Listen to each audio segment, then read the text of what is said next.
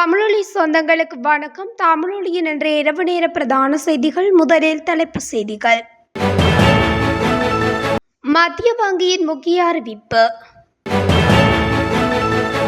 யாழ் போதனா வைத்தியசாலையில் தொடரும் அதிர்ச்சி சம்பவங்கள் காணொலி ஆதாரம்.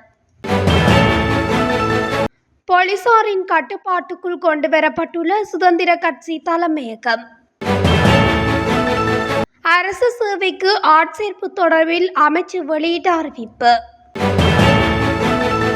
மட்டக்களப்பில் உருக்குலைந்த நிலையில் மீட்கப்பட்ட சடலம். கொழும்பு வானிலையில் ஏற்பட்டுள்ள பாரிய மாற்றம். கட்டுநாயக்க விமான நிலையத்தில் சிக்கிய முல்லைத்தீவு பெண்கள் வெளியான பரபரப்பு காரணம். பச்சிளங்குழந்தையை கிணற்றில் வீசி கொன்ற தாய் தீவிரமடையும் விசாரணை. தம்பியின் முன்கோபம் காரணமாக அண்ணன் உயிரிழப்பு தொடர்பான விரிவான செய்திகள். நாட்டின் ஏற்றுமதி வருமானம் அதிகரித்துள்ளதாக மத்திய வங்கி தெரிவித்துள்ளது. கடந்த வருடத்துடன் ஒப்பிடுகையில் ஏற்றுமதி வருமானம் அதிகரித்துள்ளதுடன் இறக்குமதி செலவுகளும் அதிகரித்துள்ளதாக மத்திய வங்கி தெரிவித்துள்ளது. கடந்த வருடத்துடன் ஒப்பிடுகையில் இந்த வருடத்தின் மார்ச் மாதத்தில் ஏற்றுமதி வருமானம் மற்றும் இறக்குமதி செலவுகள் அதிகரித்துள்ளன. அதன்படி ஏற்றுமதி வருமானத்துடன் ஒப்பிடும்போது இறக்குமதி செலவு பாரிய அதிகரிப்பை காட்டுகிறது. அந்த வகையில் மொத்த ஏற்றுமதி வருமானம் 2030 மில்லியன் அமெரிக்க டாலர்களாகவும் இறக்குமதி செலவினம் 2290 மில்லியன் அமெரிக்க டாலர்களாகவும் பதிவாகியுள்ளதாக குறிப்பிடப்பட்டுள்ளது. வடக்கின் முன்னணி அரச வைத்தியசாலையான யாழ் போதனா வைத்தியசாலை மீதான குற்றச்சாட்டுக்கள் முற்றுப்பெறாத ஒன்றாக மாறியுள்ளது. வைத்தியசாலை நிர்வாகத்தினரின் அசமந்த போக்கும் பாராமுகமும் பல்வேறு நடவடிக்கைகளை சமூகத்திற்கு வெளிப்படுத்தாது இருட்டடிப்பு செய்யப்படுவதாக சமூக ஆர்வலர்களினால் குற்றச்சாட்டுகள் முன்வைக்கப்படுகின்றன. சமூக ஆர்வலர்கள் மாத்திரமல்லாது பல்வேறு நோயாளர்களினாலும் வைத்தியசாலை நிர்வாகத்தினரின் நடவடிக்கைகள் விரும்பத்தகாத வகையில் அமையப்பெற்றுள்ளதாக விசனம் தெரிவித்துள்ளனர். இவ்வாறானதொரு பின்னணியில் வைத்தியசாலையில் கைமுறிவிற்காக அனுமதிக்கப்பட்டிருந்த நோயாளியொருவர் யாழ் போதனா வைத்தியசாலையில் பணிபுரியும் தாதியர் ஒருவரின் நடவடிக்கைகள் தொடர்பில் குற்றச்சாட்டுக்களை முன்வைத்துள்ளார். வைத்தியசாலையின் நோயாளர் விடுதியில் தன்னுடன் தங்கியிருந்த நோயாளியொருவரிடம் குறித்த தாதி எதற்காக வந்துள்ளாய், நீ சாகத்தான் போகின்றாய் என்ற கடும் வார்த்தைகளை பிரயோகித்துள்ளதாக கவலை வெளியிட்டுள்ளார். அண்மை காலமாக முற்றுப்பெறாத தொடரும் யாழ் போதனா வைத்தியசாலையின் குற்றச்சாட்டுகள் தொடர்பில் இதில் கூறப்பட்டுள்ளது. நீதிமன்ற உத்தரவின் பிரகாரம் சீல் வைக்கப்பட்டு மூடப்பட்டிருந்த சுதந்திர கட்சி தலைமையகத்தினுள் போலீசார் உள்நுழைந்துள்ளதாக தெரிவிக்கப்படுகிறது. சீல் முத்திரையை உடைத்து அகற்றிய பின்னரே இன்று காலை போலீசார் சுதந்திர கட்சி தலைமையகத்தினுள் புகுந்து கட்டிடத்தை தாங்கள் கட்டுப்பாட்டுக்குள் வைத்துக் கொண்டு வந்துள்ளனர். கடந்த சில நாட்களுக்கு முன்னர் சுதந்திர கட்சியின் தலைமையகத்தினுள் இருந்த முக்கியமான ஆவணங்கள் கோப்புகள் காணாமல் போயுள்ளதாக குற்றப்புலனாய்வு திணைக்களத்தில் முறைப்பாடு செய்யப்பட்டிருந்தது. அதன் பிரகாரம் மேலதிக விசாரணைகள் நிறைவடையும் வரை சுதந்திர கட்சியின் தலைமையகத்துக்கு சீல் வைத்து மூடுமாறு உத்தரவு பிறப்பிக்கப்பட்டிருந்தது. இந்நிலையில் சுதந்திர கட்சியின் தலைமையகத்தினுள் விசாரணை தொடர்பான கண்காணிப்பு மற்றும் பரிசோதனைகளை மேற்கொள்வதற்காக போலீசார் உள்நுழைந்துள்ளனர். அப்பிரதேசத்தில் அசம்பாவிதங்கள் நிகழாமல் தடுப்பதற்காக மேலதிக போலீசார் பாதுகாப்பு கடமையில் ஈடுபடுத்தப்பட்டுள்ளதாக கூறப்படுகிறது. தேசிய பாடசாலைகளில் தமிழ், சிங்கள மற்றும் ஆங்கில மொழி ஆசிரியர் வெற்றிடங்களுக்கான பட்டதாரிகளை ஆட்சேர்ப்பு செய்வதற்கான நேர்முக பரீட்சை இன்று முதல் ஆரம்பமாக உள்ளது. குறித்த தகவல் கல்வி அமைச்சு வெளியிட்டுள்ள அறிக்கையில் தெரிவிக்கப்பட்டுள்ளது. கடந்த மாதம் 2ஆம் தேதி இடம்பெற்ற போட்டி பரீட்சை பெறுபேறுகளின் பிரகாரம் தேசிய பாடசாலைகளில் நிலவும் ஆசிரியர் வெற்றிடங்களுக்கு ஆட்சேர்ப்பு நடவடிக்கைகள் மேற்கொள்ளப்படவுள்ளன. இது தொடர்பிலான நேர்முக தேர்வுகள் எதிர்வரும் மே மாதம் 9ஆம் தேதி வரை இசுர்பாய கல்வி அமைச்சில் நடைபெறவுள்ளதாக கல்வி அமைச்சு தெரிவித்துள்ளது. அதன்படி இலங்கை ஆசிரியர் சேவையின் 3.1 ஆதரத்தில் ஆட்சேர்ப்பு செய்யப்படவுள்ளதாக தெரிவிக்கப்பட்டுள்ளது. மட்டக்களப்பு வாழைச்சேனையில் உள்ள வாகனேரி காட்டுப்பகுதியில் உருக்குலைந்த நிலையில் சடலம் ஒன்று கண்டெடுக்கப்பட்டுள்ளது. குறித்த சடலமானது இன்று காலை வாழைச்சேனை போலீஸ் பிரிவுக்குட்பட்ட கொழும்பு பிரதான வீதிக்கு அருகாமையில் மீட்கப்பட்டுள்ளது.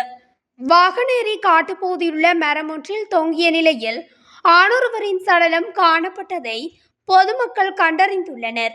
இதனைத் தொடர்ந்து போலீசாருக்கு வழங்கிய தகவலின் அடிப்படையில் சம்பவ இடத்தில் சடலம் போலீசாரால் கைப்பற்றப்பட்டுள்ளது. இந்நிலையில் சடலம் உருக்குலைந்த நிலையில் காணப்படுவதன் காரணமாக அடையாளம் காண்பதில் சிக்கல் ஏற்பட்டுள்ளதாக போலீசார் தெரிவித்துள்ளனர். மேலும் சம்பவம் தொடர்பாக மேலதிக விசாரணைகளை வாழைச்சேனை போலீசார் மேற்கொண்டு வருகின்றனர். நாட்டின் பெரும்பாலான பகுதிகளில் இன்றைய தினம் மழை அல்லது இடியுடன் கூடிய மழை பெய்யக்கூடும் என எதிர்பார்க்கப்படுகின்றது. இவ்வாறான நிலையில் தற்போது தலைநகர் கொழும்பில் வானில் கருமேகங்கள் சூழ்ந்து மழை வருவதற்கான சூழல் உருவானது. இதேவேளை கொழும்பில் சில இடங்களில் மழை பெய்தும் வருகின்றன. பிரித்தானியாவுக்கு 17 வயதுடைய சிறுவனை போலி ஆவணங்கள் மூலம் அழைத்து செல்ல முயற்சித்த 2 பெண்களை கட்டுநாயக்க சர்வதேச விமான நிலையத்தில் வைத்து கைது செய்யப்பட்டுள்ளதாக தெரிவிக்கப்பட்டுள்ளது. இந்த கைது சம்பவம் கடந்த வெள்ளிக்கிழமை இடம்பெற்றுள்ளது. முல்லைத்தீவு பகுதியைச் சேர்ந்த பெண்ணொருவர் குறித்த சிறுவனுடன் பிரித்தானியாவுக்கு செல்வதற்காக கட்டுநாயக்க விமான நிலையத்திற்கு வந்துள்ளார். அவர்கள் கர்மப்பு இடத்துக்கு வந்தபோது அவர்களின் ஆவணங்கள் குறித்து அதிகாரிகளுக்கு ஏற்பட்ட சந்தேகத்தினால் அவர்களை விமான நிலையத்தில் உள்ள குடிவரவு திணைக்களத்தின் எல்லை கட்டுப்பாட்டு பிரிவு அதிகாரிகளிடம் ஒப்படைத்துள்ளனர். அங்கு முன்னெடுக்கப்பட்ட தொழில்நுட்ப சோதனையின் போது அவர்கள் சமர்ப்பித்த ஆவணங்கள் போலியானவை என உறுதி செய்யப்பட்டுள்ளது. பின்னர் குறித்த அதிகாரிகள் சிறுவனை தனியே அழைத்து சென்று இவ்விடயம் தொடர்பில் விசாரித்த போது இது தொடர்பான அனைத்து தகவல்களையும் சிறுவன் கூறியுள்ளதுடன் அவரின் உண்மையான தாய் அப்போதும் கட்டுநாயக்க விமான நிலையத்தின் புறப்படும் முனையத்தில் காத்திருப்பதாகவும் அதிகாரிகளிடம் தெரிவித்துள்ளார். இதன்படி உடனடியாக செயற்பட்ட அதிகாரிகள் அவரது தாயாரை தேடி கைது செய்து விசாரணைகளை மேற்கொண்டனர். இலங்கையில் தற்போது நிலவும் கடும் பொருளாதார நெருக்கடியினால் தனது குடும்பம் கடும் இன்னல்களுக்குள்ளாகியுள்ளதாகவும் அதனால் சிறுவனின் நலன் கருதி இவ்வாறு வெளிநாட்டுக்கு அழைத்து செல்ல முயன்றதாகவும் கூறியுள்ளார். குறித்த பெண்கள் இருவரும் முல்லைத்தீவு பிரதேசத்தைச் சேர்ந்தவர்கள் என தெரிவிக்கப்பட்டுள்ளது. அவர்களை மேலதிக விசாரணைகளுக்காக கட்டுநாயக்க விமான நிலைய குற்றப்புலனாய்வு பிரிவினரிடம் ஒப்படைத்துள்ளனர். மேலும் இந்த விசாரணைகளின் போது பிரித்தானியாவைச் சேர்ந்த நபர் ஒருவர் தனது மனைவி மற்றும் மகளின் தகவல்களை வைத்து வெளிநாட்டு கடவுச்சீட்டு மற்றும் ஏனைய ஆவணங்களை தயார் செய்து இலங்கை ஆண் பிள்ளைகளை பிரித்தானியாவுக்கு அழைத்து சென்று ஆழ்கடத்தல் தொழில் நடத்தி வருவதாக தகவல்கள் வெளியாகியுள்ளது என தெரிவிக்கப்பட்டுள்ளது. மேல் மாகாணத்தில் பிறந்து 9 மாதங்களேயான குழந்தையை பெற்ற தாயை கிணற்றில் வீசி கொலை செய்துள்ள சம்பவம் ஒன்று இடம்பெற்றுள்ளதாக காவல்துறையினர் தெரிவித்துள்ளனர். ராகம பிரதேசத்தைச் சேர்ந்த 30 வயதுடைய தாயொருவரே தனது 9 மாத குழந்தையை கிணற்றில் வீசி கொலை செய்துள்ளதாக தெரிவிக்கப்பட்டுள்ளது. இதனையடுத்து குறித்த குழந்தையின் தாயார் மகபாகி காவல்துறையினரால் கைது செய்யப்பட்டுள்ளார். ராகம பிரதேசத்தைச் சேர்ந்த 30 வயதுடைய தாயொருவரே இவ்வாறு கைது செய்யப்பட்டுள்ளார். குடும்ப தகராறு காரணமாக குழந்தை தாயினால் வீட்டுக்கு அருகிலுள்ள கிணற்றில் வீசி கொல்லப்பட்டிருக்கலாம் என சந்தேகிப்பதாக காவல்துறையினர் குறிப்பிட்டுள்ளனர். இந்நிலையில் இந்த சம்பவம் தொடர்பான மேலதிக விசாரணைகளை காவல்துறையினர் முன்னெடுத்து வருகின்றமை குறிப்பிடத்தக்கது. முன்கோபம் கொண்ட இளைஞன் ஒருவர் சடதியான ஆவேசம் காரணமாக தனது மூத்த சகோதரரை கொரியா கத்தரியால் குத்தி கொலை செய்துள்ளார். ரத்தினபுரி மாவட்டத்தின் குருவிட்ட பிரதேசத்தில் இன்று காலை இந்த சம்பவம் இடம்பெற்றுள்ளது.